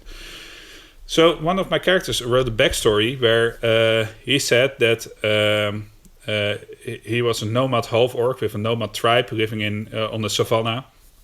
And at one point he saw this great wall of sand coming his way. He wrote this in his biography. I didn't do anything of this stuff.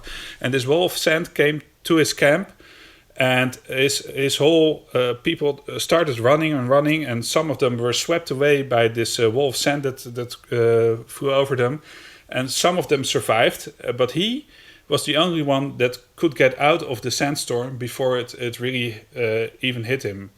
And then he turned around and he saw the survivors of his tribe, and the sand was the type of sand from the dragon skeletons that would give you the hate fever. So he turned around, he saw his clan, and he took up his great axe and he slaughtered what remained of his clan.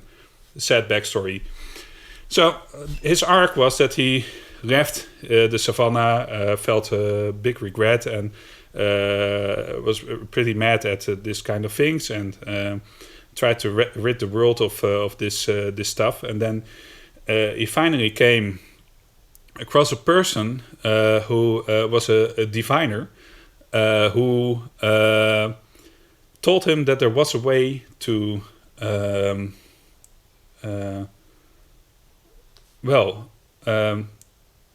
change history, so to say. But what he had to find this thing called the mirror of transition, and if he had that, they could look to the past and change the outcome of that that thing that happened.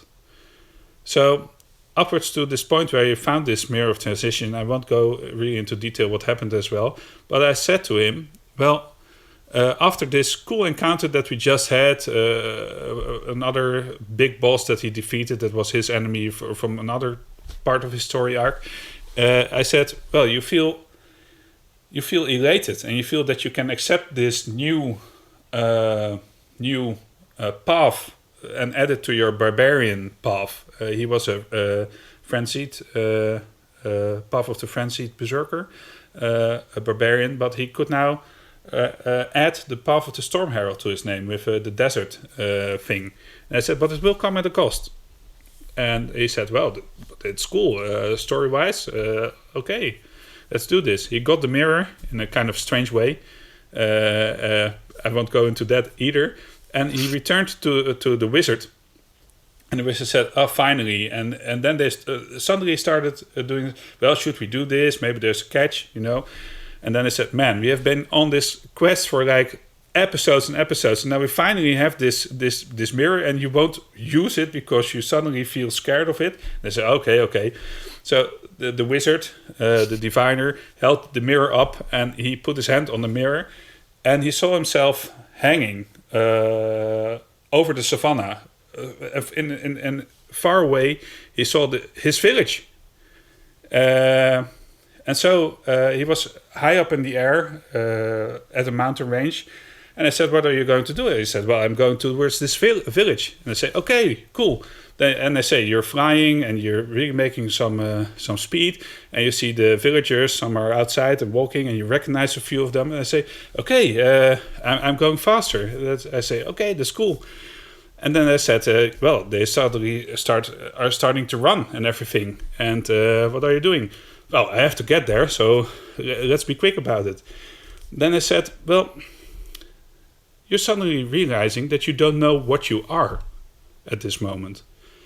And so you look left and you look right, and you see that you're this big sandstorm coming out of this mountain and just shredding this valley as you're approaching your village. And you can't stop it anymore. So that's he got his powers. That's nasty, but wow. Especially the part of, you finally got this mirror and now suddenly you're going to worry about using it. Yeah, that was so cool. I did that one, and at the same time I did a kind of, look, I am your father kind of thing. Then the diviner suddenly appeared to be their big main villain as well. And there was another thing that the prophecy fulfilled that I did not want to fulfill. 4 things in one session, in 1/4 of an hour, and the party was like, Bob. Yeah. So, let's see what happens this Friday. Yeah. Because that happened a couple of Fridays back, and I left them there. Yeah. Yeah. So That's amazing. Yeah. So why did I get into this? Oh yeah. Well, not exactly for the cult thing, but because getting abilities always has some strings attached. In my case. Yeah. If you go sideways, I just let you go, Jasper. I just let you go. And this, kids, is why you should watch Jasper's Lab. Thank you, Ashley. Yeah, I'm getting there. I'm still at Goblin Cavern level right now, but we are doing foreshadowing next episode, so who knows. And I'm wondering what Roger will have in store for us. You said that. How many episodes is it going to take to go to the actual foreshadowing, and how are you going to put that into your show that you say, I already gave you like 20 hints. Yeah. Oh, I should. Okay, I've been doing that. Oh no, that's a good. Oh no, I've been. Okay. Anyway. Yeah. Oh, it was great. It was such a great session. So Eric says, favorite organization, Acquisitions Incorporated. I should have started off with this one because it's kind of funny, but it's true as well. It started off as a joke during the first online podcast with the Penny Arcade crew and Chris Perkins. Now, years later, it's a D&D household brand with a big live shows, a spin-off series, and even an official D&D licensed book. I love the comedic aspect, which is totally opposite to what you would regularly expect in the Forgotten Realms setting. Yeah. Agreed. I'm nodding. I don't know if you see it because maybe I'm frozen. Yeah. I can see you move again. You now suddenly start moving and then stop and then move again without you having to reload or anything. So that's cool. Do you know Inquisitions Incorporated? No, again, no. Yeah. Oh. Before there was a Critical Role, so to say, there were these events where Chris Perkins, who is a famous dungeon master and a producer of many Dungeons and Dragons products, including the now famous reworking of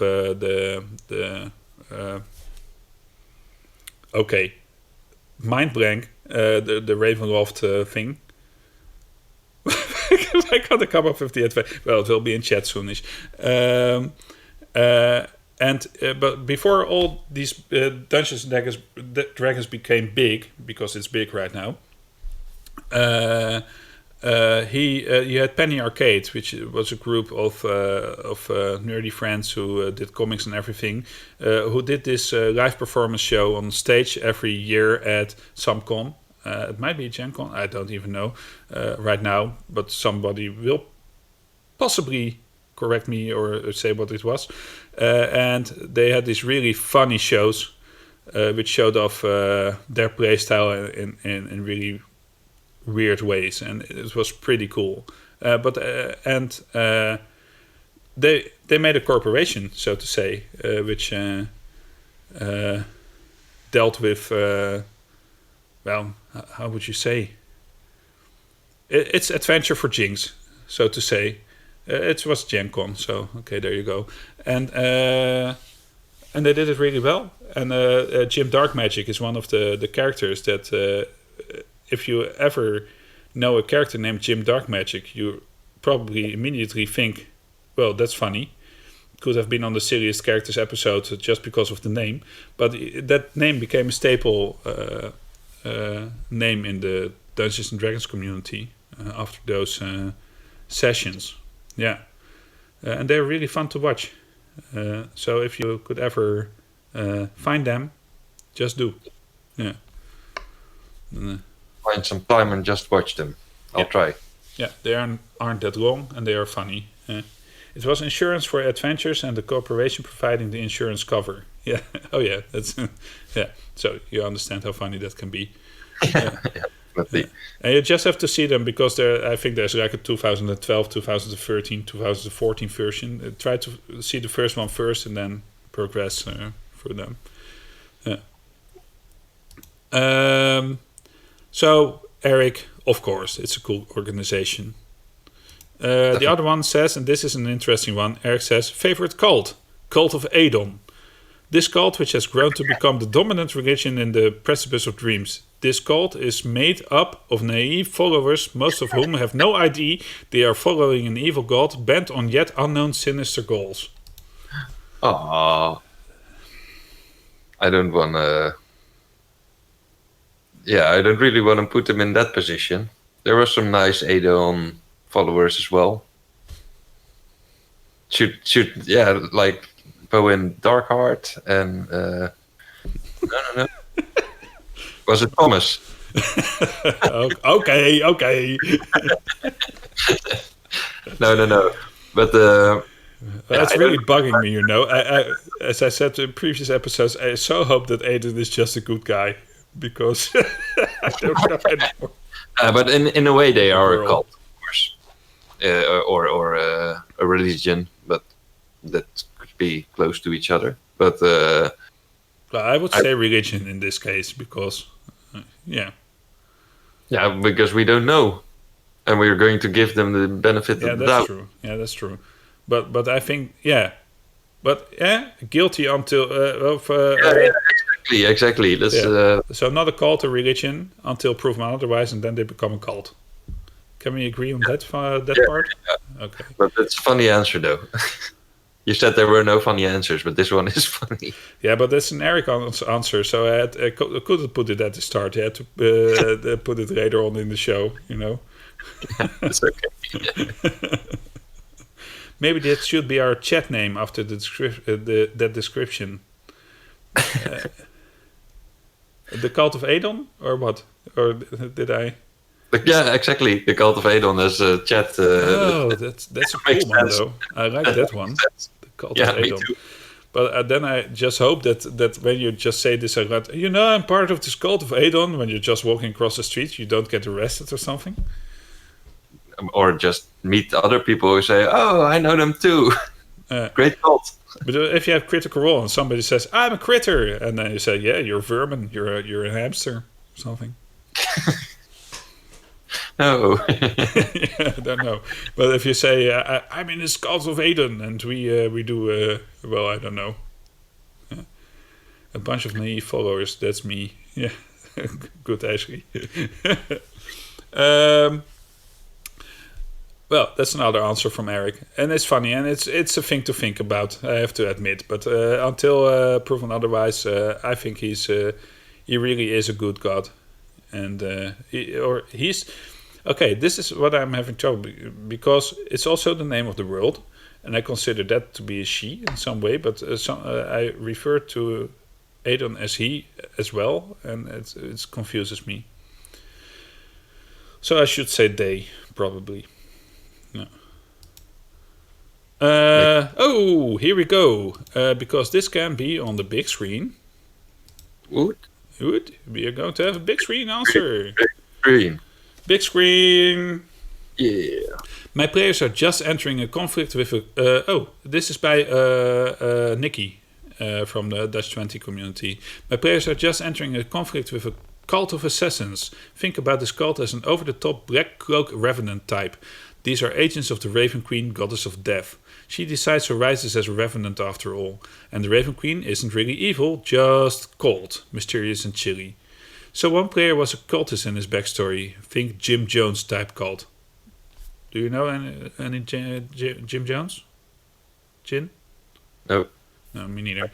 He's been out for some time, but he met this cult leader again in a backstory-centric campaign arc, where he got closure by murdering the shit out of the guy and taking his big bad book of evil magic, because edgy shit and it's a good catalyst for his Paragon path, a new class change you get at level 10 in 4th edition. So can you see why this is a Dutch thing? Because it has so many brackets. English people don't do that. And ever since they've got that book that has all sorts of evil bad rituals in it, there's been these super dodgy evil revenants trying to stab him. So that's a cult hunting you. But this assassin cult is basically a group of revenants who are all about freedom and not being beholden to the gods. Exactly the ideals the party feels very strongly about. They are chasing the guy who took a book that makes more mindless undead because they know that it's like to be what it's like to be forced to do the Raven Queen's bidding. And then he goes on to say, if only they would talk to each other. Yeah, right. But they won't. Yeah. Yeah, that's how these things go. Yeah. Especially if you're at some point already really convinced that all the other party is evil or faction. Yeah. So have you any experience, in-game experience with cults? Let's not do it in real life because we all know that you're in the sugarcane cult. Well, in the real... In some of my games I have, definitely. Mm-hmm. There's been some cults. What's your favorite? Oh, my favorite. Actually, I didn't include cults, I think.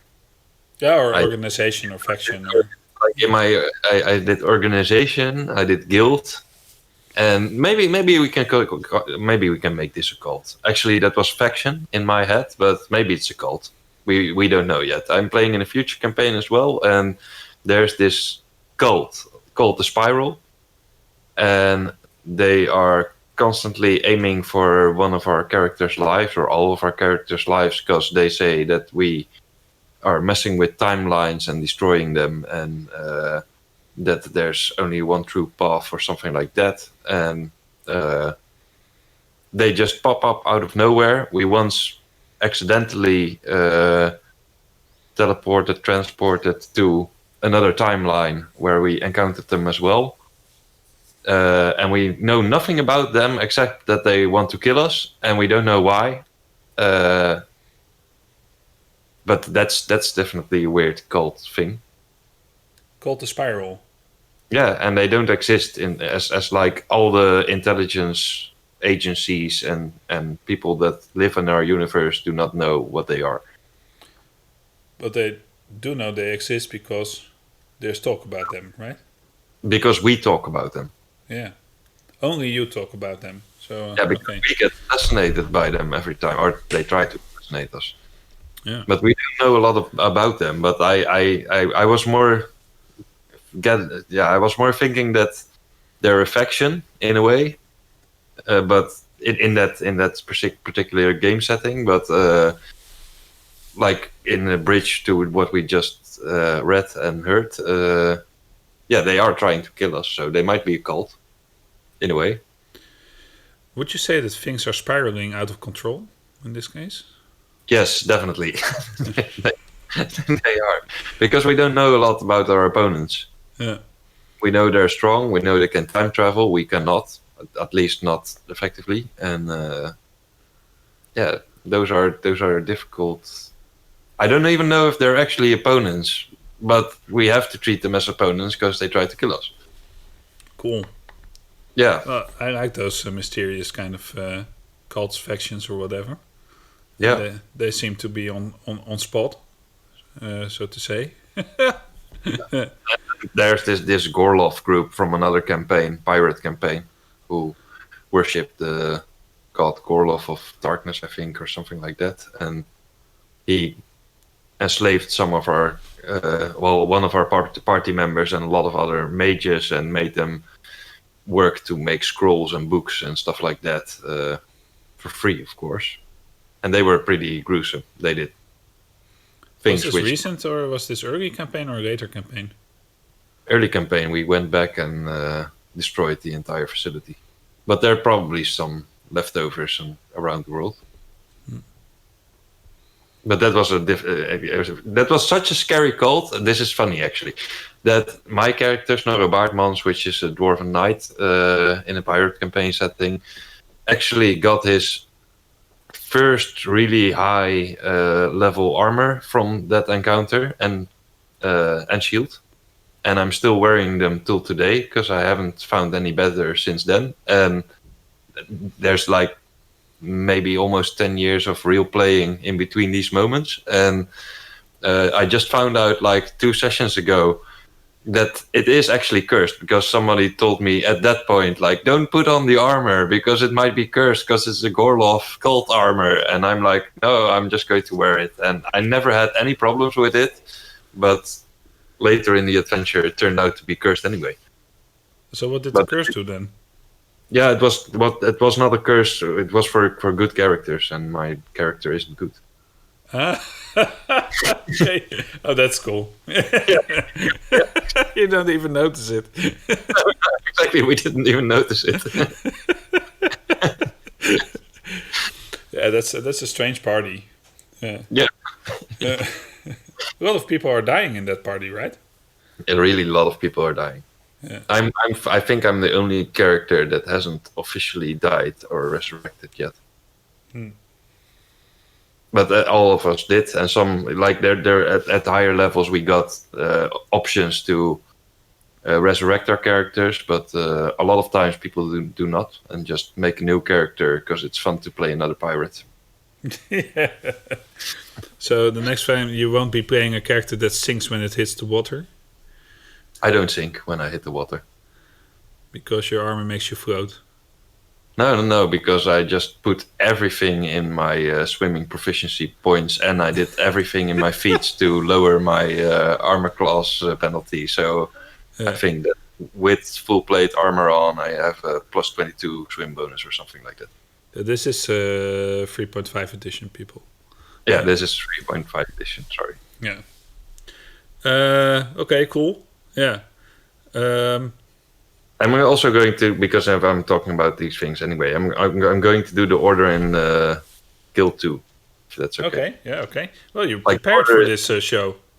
Yeah, I like I said, it was not an easy question, because like favorite is really, maybe it's philosophy that's messing with my brain there, but it's like depending on what kind of part you like. So the order that was from another campaign, the 20-year row campaign, was an order which my character was a member of, and it was really trying to preserve the balance of our entire world. And our world turned out to be a mini balance in the entire balance of the universe. And yeah, that was really a cool order to because they were sort of not very public, but doing good stuff. And there were also a lot of factions which were like the known to public factions, and yeah, that made this order a little bit mysterious. You know, keeper of knowledge, and yeah, they did a lot of good stuff. And that brings me to guild, because they had a relationship with the guild. They worked together, which was called the Shadow Stalkers Guild, and that was a guild of undercover assassins who helped the Order of Balance to maintain balance in the world. And yeah, also An order of balance needs an order of assassins to do the hard jobs. Exactly. And that combo, well, they were separate factions, but just working together was really cool in that. Yeah. Yeah.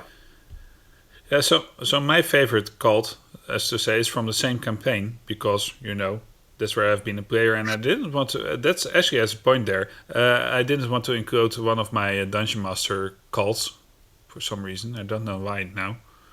Could be thinking of that next. Who knows? Anyway, and that's the cult of Sane, so to say, which was like the evil lich from the campaign, who had quite a few goals, and one of them was to kill me and our good friend Precipice, because we wore these rings, the ring of war and the ring of peace, and he wanted to have them. And we didn't want to let him have it. And so we kept on running. Really. Oh, but that guy was such a scary bad guy. He was so... And it started at level 1, because we were in prison, and this guy who has the minus human tune from the Ecstasy of Gold from Metallica, not the Ecstasy of Symphony of Metallica, the CD by Metallica, as a theme song, because it was called Minus.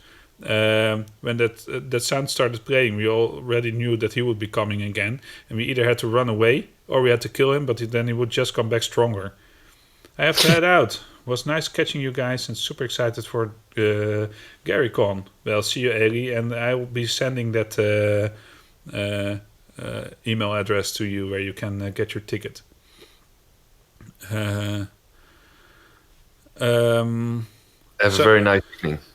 Have a very nice afternoon, I think. Yeah. Oh, yeah. That's right. Sorry. Where was I? With so and then he would come. Then you would kill him, and then his father, yeah, it would just raise him again and make him stronger and scarier and stuff, because you know, liches, necromancer liches, man. So yeah, it was amazing. Yeah, I mean, it would come across him all over the world, and the thing I liked about him is that he weaved kind of through the main plot. He wasn't actually really a part of the biggest thing we were dealing with, but it was a big thing, because these rings represented the connection between the light world and dark world in relation to our world, and these rings, if used properly, could dissolve these barriers and make hell and heaven come nearer to our world. And that would be a problem, because if that would happen, then angels and demons could enter our realm. and because of this light and dark world that were interspersed between these planes, this couldn't happen. Am I saying it right, Jin? Yeah, you're saying except for the part that he wasn't part of the bigger thing, because he wanted those rings to actually become something bigger than he was already, and if he would have become that, then he would have been like the end boss. He would have probably. Yeah, that's true. That's true. So because of how the story went, he wasn't the main thing, but it could have been. Yeah, It could have been. And the funny thing is, because I took a leave, you slew him when I wasn't present. That was a bit sad. Yeah, but you had other things to do. Yeah, live, for example. Yeah, exactly.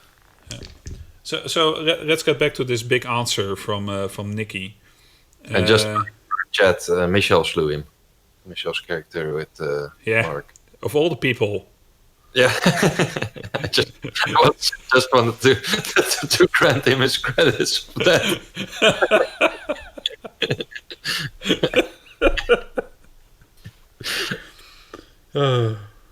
Anyway, we have told that story before as well. Yeah. So watch all the previous episodes of Talking Void just to come across that part where we talk about how Strife and my Strife, who was played by Michelle, and Anfortas, who was played by me, met, and how that went for about 5 minutes and then didn't go as well afterwards. At that time, Pride Strife. He was Pride Strife at that time. Yeah, at that point he was. Yeah. So that's cool then. Yeah, but back to this story. So what I obviously like is the confusion that this story tells, and I like the enigmatic way that it is described and how it ties into a backstory, which will be a thing I will be do with foreshadowing as well. Well, I just gave a perfect example of how you can incorporate a story into foreshadowing, a backstory into a foreshadowing thing, I think, when I told my story. So we'll be addressing that in the future as well. But it will. I'm still thinking of how I want to do this, because you can't just. I think it will be by example. So yeah. So let's go to the last one for this show. And that one is by Call for Bob, who gave us the question in the first place. This is his question, and that is what I found really cool, because we got a community member to give us a question for Talking Void, and he gave us a wrong answer for the big answer screen, so that's cool as well. We love the big answer screen. Yeah, big answer screen is the best screen. I don't know if it's best, but it's very good. It's the best screen. There's no better screen than the big answer screen. At least on Talking Void. Yeah. Sorry, Jasper. Yeah. It's the best. Stupid.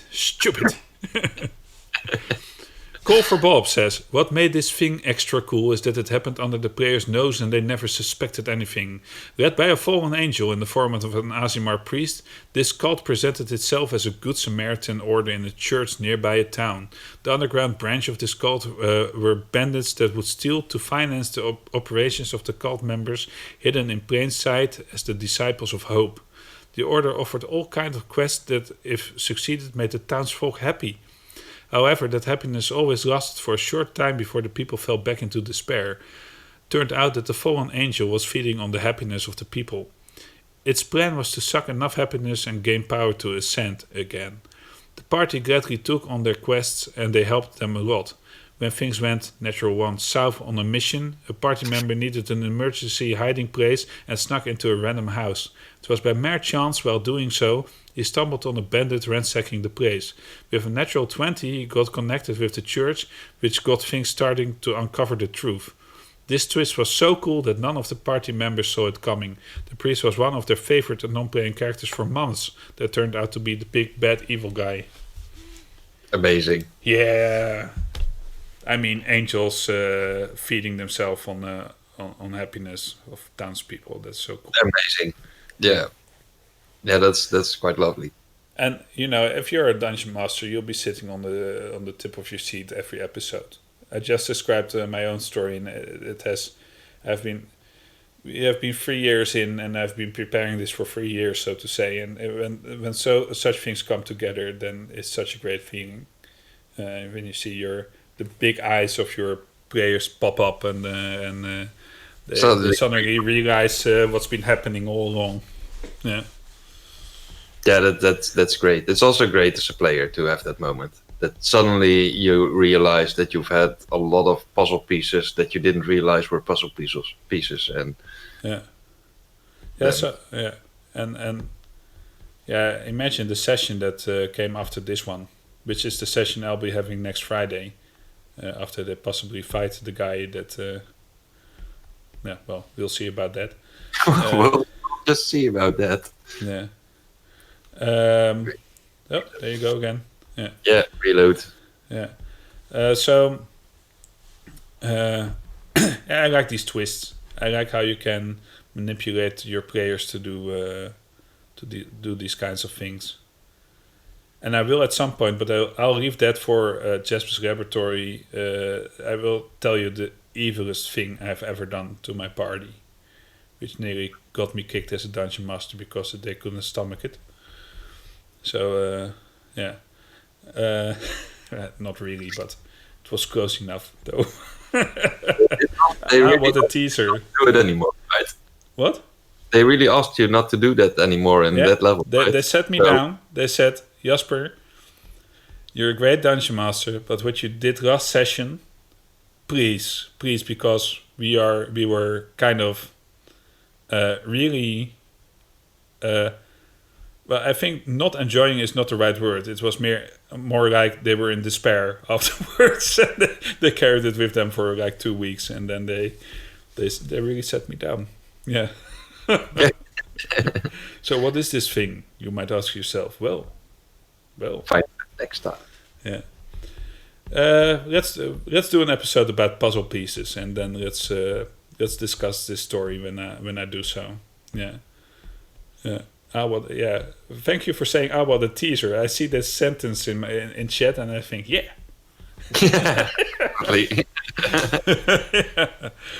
Yeah, I'm the long con man when it comes to being a dungeon master.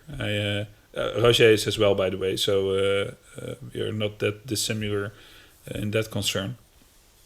So I don't know what will happen. I'm really afraid for our party in the Precipice of Dreams.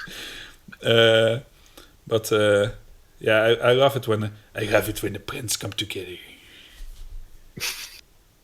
Yeah. So. Foreshadowed. Yeah. Yeah, you did some foreshadowing there. Yeah. But that's actually it's good to share that with people. Yeah.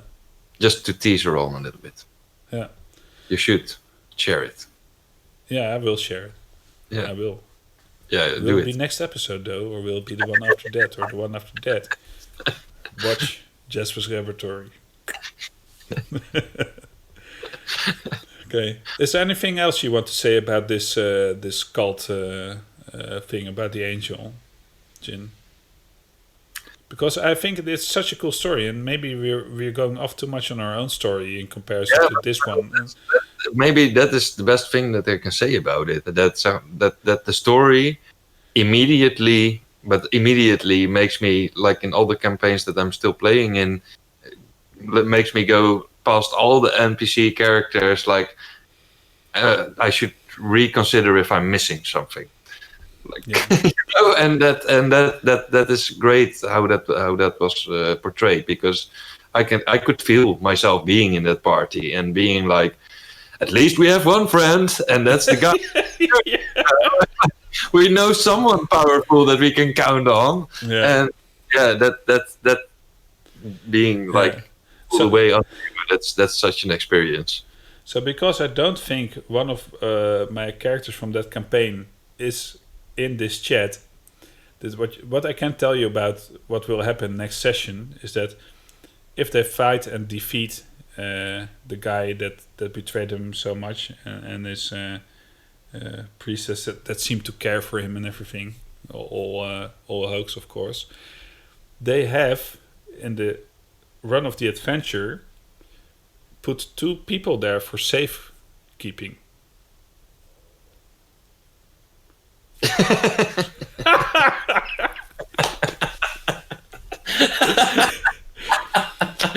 Just leave it at that. Oh, you're so good. I can tell you where they are. I would like to say it this time. One is still decaying. The other is a puddle of juice with a couple of bones in them hanging in a sack from a ceiling somewhere in his tower. So, Oh wow, yeah, that's not so yeah. good. That's not so positive outlook for them. Then. Oh I wow. was so going to enjoy that.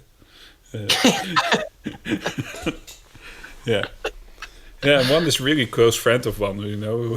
Well, let's not go into that right now, but I think there will be a few jaw-dropping moments there, Yeah, and a that couple will- of throwbacks that I really didn't see coming. Jokes on you! I enjoy being a puddle of juice. Thank you from that tabletop. That made my day.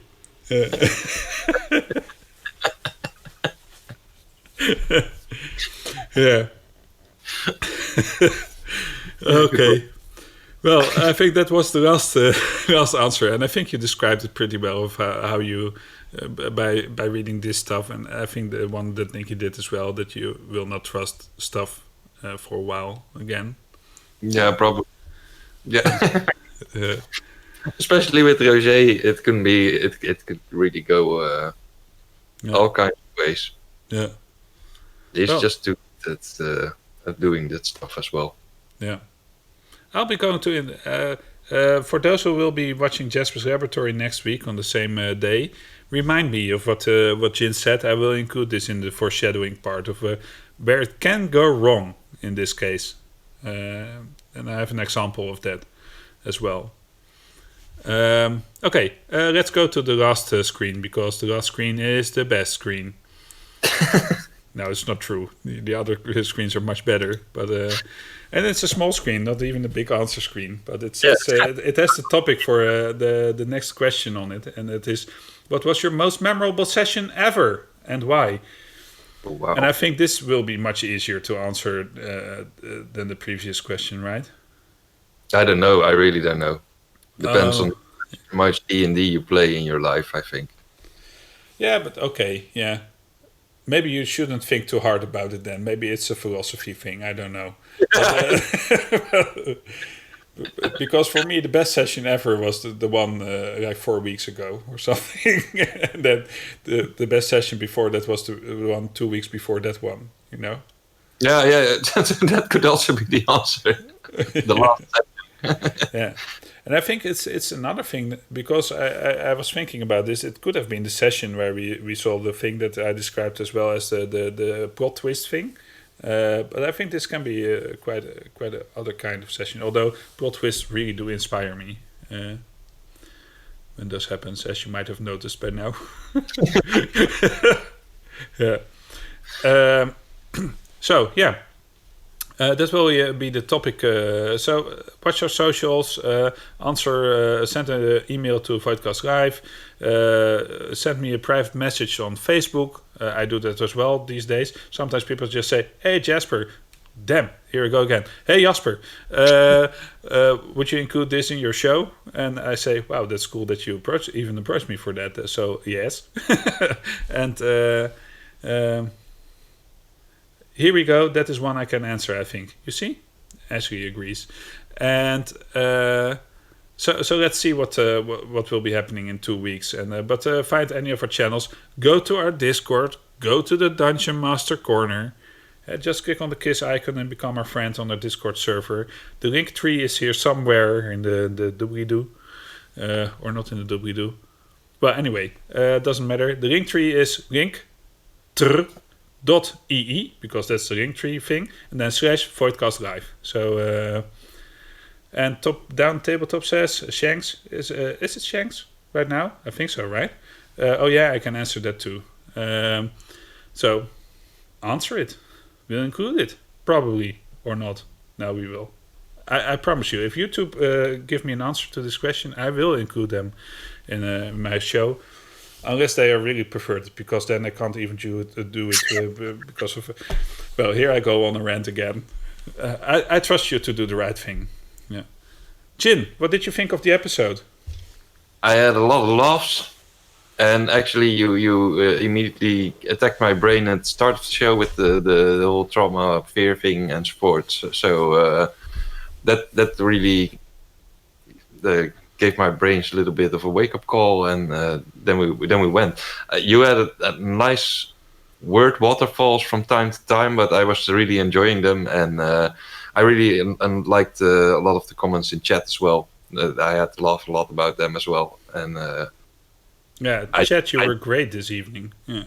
Yeah, really. Thank you, appreciate that, and thank you, you Jasper, and also chat for teaching me some, because I didn't know some things that were mentioned, and it's always good to learn some new things. Like what? Like the infiltrating snake people. Oh, okay. Yeah. So now they are spoiled. No, let's not go into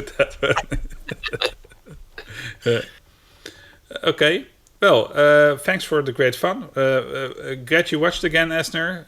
Thanks, Chat. Thanks, Djinn, for being my guest. Always fun to have you on the show, because it's so relaxed. I will now pronounce Jasper's name correctly. Says Top Down Tabletop. And thanks for joining us, and we hope you have had a blast, but I think you did. If I go in the comments, not because I think it for myself, because I'm a humble guy. Is that true? Am I a humble guy? I don't know. I don't even know. Oh, you're so humble. Yeah? Okay, that's cool. Then, thank you. I feel so good about that. Anyway.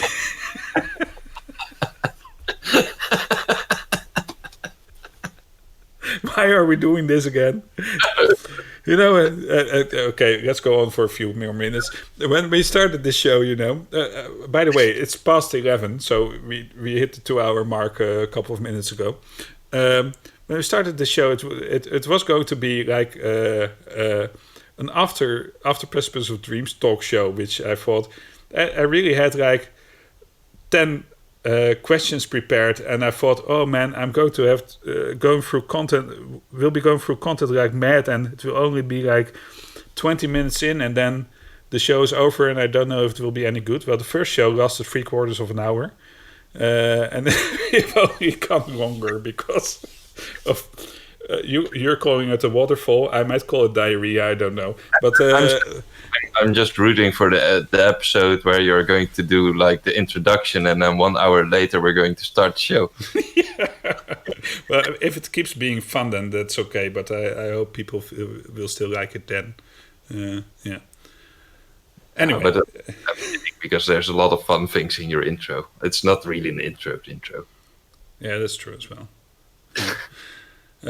Get to the topic. Well, we have to do these things on YouTube where you can go to specific topics, answer one. I want to go to answer one. Oh, we should do that. Index or shouldn't we?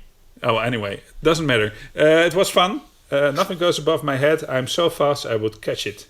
Okay. Thanks, guys. Always a pleasure for the evening. Such a good hangout time. And Top Down Tabletop says, smiley, thinking head. To thinking head. So that's cool. See you. Goodbye. It was fun. Cacao. Bye.